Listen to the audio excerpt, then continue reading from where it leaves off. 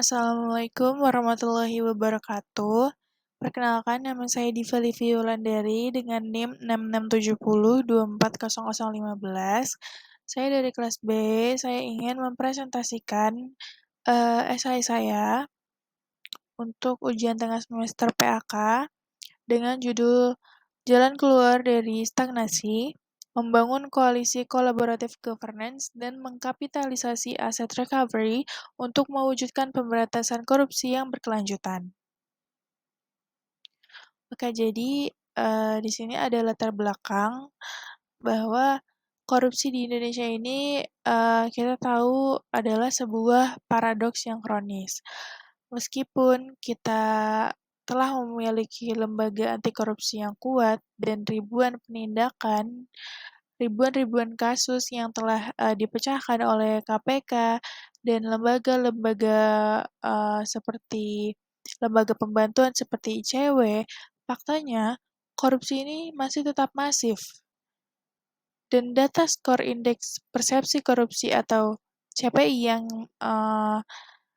ada itu menunjukkan stagnasi, menegaskan bahwa upaya yang ada ini tidaklah berkelanjutan.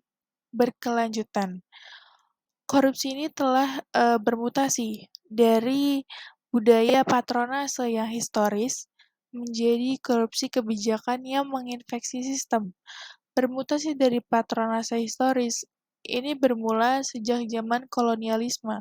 Saat itu korupsi lahir karena budaya-budaya politik antara elit lokal yang bermain dengan para elit-elit dari kolonial. Begitu, maka dikatakan bahwa korupsi ini bermutasi dari patronase yang historis atau hubungan timbal balik yang memiliki hubungan kedekatan begitu. Bermutasi dari patronase historis menjadi korupsi kebijakan yang menginfeksi sistem. Masalah utama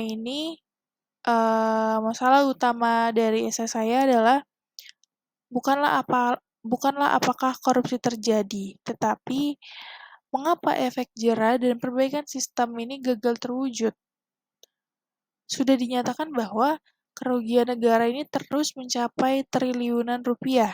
Menurut Kenneth tahun 2024 dan Bayu tahun 2023.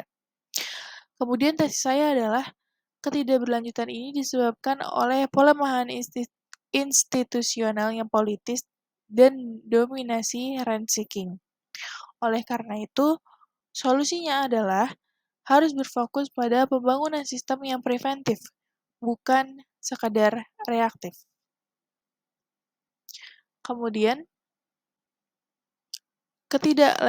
ketidakberlanjutan dari korupsi ini berakar pada sebuah resistensi politik terhadap perbaikan sistem. Buktinya adalah pelemahan Komisi Pemberantasan Korupsi atau KPK.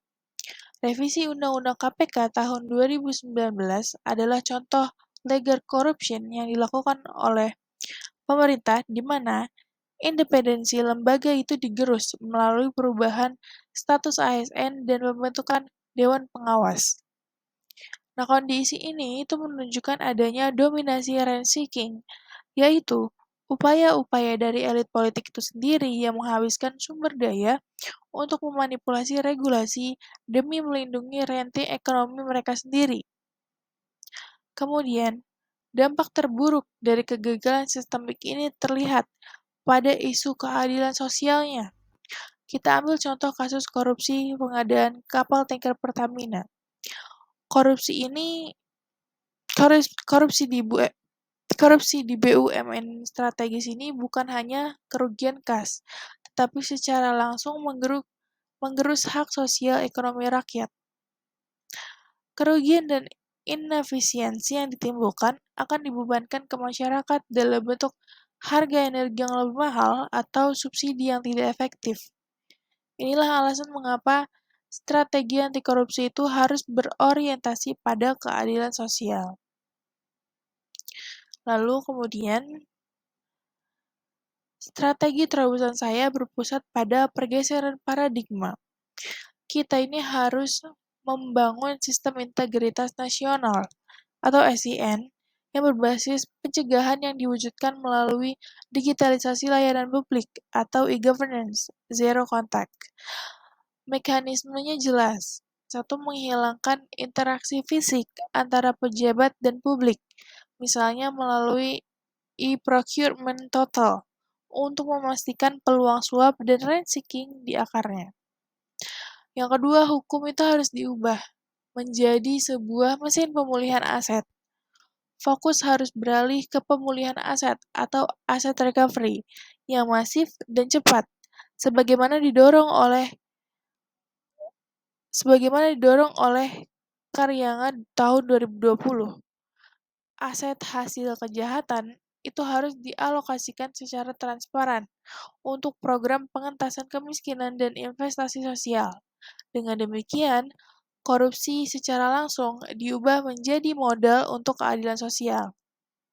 Keberlanjutan hanya terjadi jika ada dukungan kolektif. Ini memerlukan penguatan pendidikan anti korupsi menurut Pahlavi tahun 2022 dan penerapan collaborative governance menurut Wijayanti dan Kasim tahun 2022. Pengawasan harus menjadi tanggung jawab bersama antara pemerintah, swasta, dan masyarakat sipil. Jadi, sebagai penutup, dapat saya simpulkan bahwa ketidakberlanjutan pemberantasan korupsi adalah kegagalan politik untuk merelakan sumber renti. Penindakan saja tidak akan cukup. Solusi ke depannya adalah paradigma restoratif yang memadukan reformasi digital struktural dengan penegakan hukum yang berorientasi pada pengembalian aset dan pembangunan keadilan sosial.